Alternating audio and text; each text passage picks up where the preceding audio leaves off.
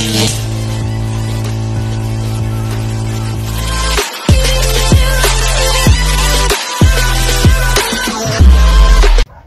mga kabros, nandito ulit sa bangka natin ginagawa. At ito nga ay napinis na natin yung masilya sa loob at naipako na rin.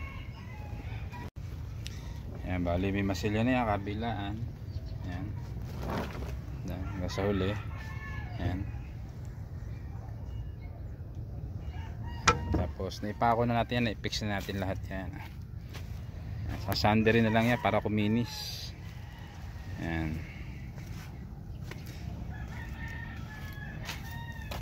Balik kabilaan na yan.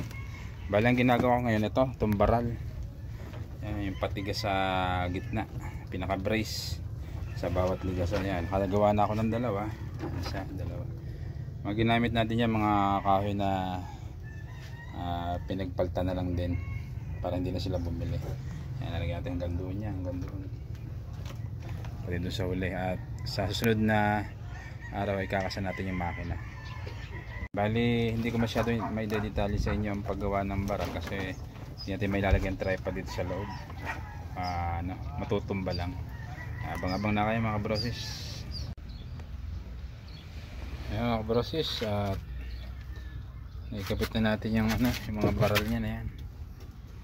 Pinaka brace ng baol. Ayan. Ayan. Hanggang doon sa purwa. Ayan. Ngayon gagawin naman natin ito, itong kamarote. Ito ang pinakatakip ng makina. Ibabaw yan.